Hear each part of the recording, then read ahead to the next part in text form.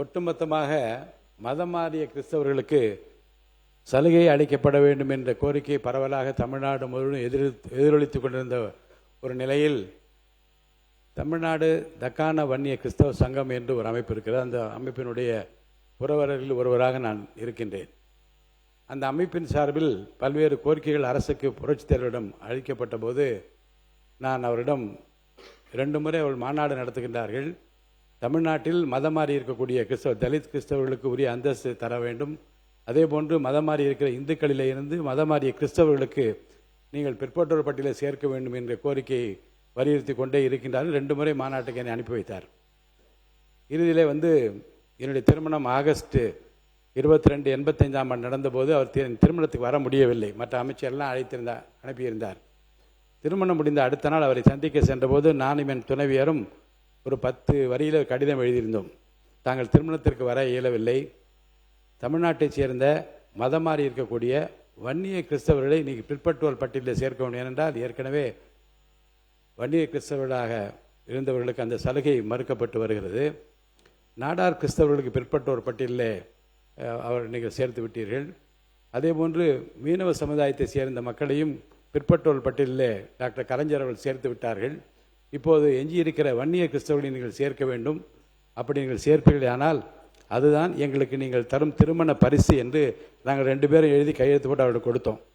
பக்கத்தில் மாண்புமிகு அண்ணன் குமரிநந்தன் உட்கார்ந்து அவரோடு பேசிக் கொண்டிருக்கிற நேரம் கடிதத்தை பார்த்தார், எங்களை பார்த்து சிரித்தார், திருப்பும் பார்த்தார்.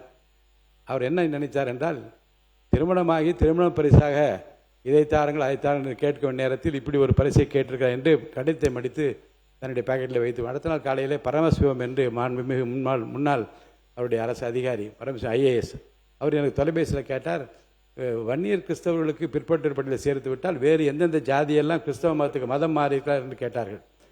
பிற்பட்டோர் பட்டியலில் சேர்ப்பேன். நான் சொன்னேன், எல்லா ஜாதியிலிருந்து இந்துக்கள் மதம் மாறிக்கொண்டு நாயுடுவிலும் இருக்கிறார்கள், எல்லா ஜாதியிலும் மதம் மாறிக்கொண்டு தான் வருகள் என்று சொன்னேன். 2 மாதத்துக்கு பிறகு ஜீவோ போட்டார். இந்திய நாட்டில் யாரும் போடாத ஒரு அரசாணை வெளியிட்டார். இந்துக்களாக இருந்து கிறிஸ்தவ மதத்துக்கு மதம் மாறியவர்களுக்கு எந்த பட்டியலில் அவர்கள் இருக்கின்றார்கள் பிற்பட்டோர் பட்டியலில் அவர்கள் சேர்க்க வேண்டும் என்று ஒரே ஆணையின் மூலமாக இந்தியா முழுவதற்கும் ஒரு முன்னுதாரணமான ஆணையை புரட்சித் தலைவர் அன்றைக்கு வெளியிட்டார். அதுக்கு பிற்பாடு புரட்சித் தலைவர் அம்மாவுடைய காலத்தில் ஒரு இடைத்தேர்தல் பாராளுமன்ற தேர்தல் பழனியில் வந்தது. அப்போ அம்மா அவர்களுக்கு ஒரு வெள்ளி வாழ் தர வேண்டும். நான் அப்போது கட்சியில் இல்லாத நேரம். அப்போது கூட எல்லோரும் சேர்ந்து ஒரு வீரவாள் கொண்டு போய் கொடுத்தார். மேடையில் அம்மா அறிவித்தார்கள், கொசவப்பட்டி என்ற இந்த ஊரில் நான் சொல்லுகிறேன், மாநாட்டிலே இந்த தேர்தல் நேரத்தில் சொல்லுகிறேன், உங்களுக்கு உடனடியாக மிகவும் பிற்போர் பட்டியலில் நான் சேர்க்கிற ஆணையை வெளியிடுவேன் என்று சொன்னார்கள். வந்தார்கள், சொன்ன வேகத்திலேயே அறிவித்தார்கள், ஆணையை வெளியிட்டு விட்டார்கள். அதை எதிர்த்து ஒருத்தர் கோர்ட்டுக்கு போனார். நெய்வேலியை சேர்ந்த ஒரு சகோதரியின் சார்பில் போய் இது கொடுத்தது தவறு என்ற 2 வாதம் வைத்தார்கள். பாராளுமன்ற தேர்தலின் போது அறிவித்த தவறு, அடுத்த ஆணை வெளியிட்டதற்கு முன்பாக பிற்பட்டோர் நல கமிஷன் மைனாரிட்டி கமிஷனில் போய் கேட்டுவிட்டு, அப்போது ஜஸ்டிஸ் ஜனார்தன் தான் இருந்தார், அவரை கேட்டுவிட்டு தான் அவருடைய ஒப்பீனியன் வாங்கிய பிறகு தான் கொடுத்திருக்க வேண்டும் என்று சொன்னார். இப்போ ஜட்ஜ்மெண்ட் என்ன சொன்னார் என்றால், கொடுத்தது தவறு என்று நாங்கள் சொல்லவில்லை, இந்த ப்ரொசீஜர் வாஸ் நாட் ஃபாலோட், முறைப்படி அதை செய்யவில்லை என்று அது உத்தரவை போட்டார்கள்.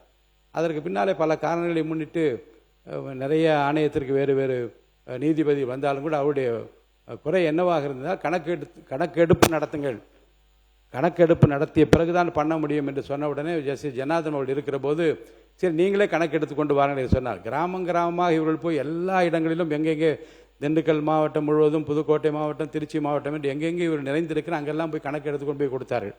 அந்த கணக்கெடுப்பு ஏற்றுக்கொள்ள முடியாது என்று பின்னாலே வந்தவர்கள் சொல்லி அது நிறுத்தப்பட்டு, இப்படி இந்த பிற்பட்டோர் ஆணையம் சரி மைனாரிட்டி கமிஷன் அங்கே அவர்களை பொறுத்த வரைக்கும் இந்த கணக்கெடுப்பு தான் ஒரு உண்மையான ஒரு நீதியை தர முடியும் என்று சொன்னால் அதை உடனடியாக யாராக தான் செய்திருக்க வேண்டும். என்றால் தீர்ப்பில் வந்திருக்கிறது, மக்கள் விருப்பம் அதுவாகத்தான் இருக்கிறது.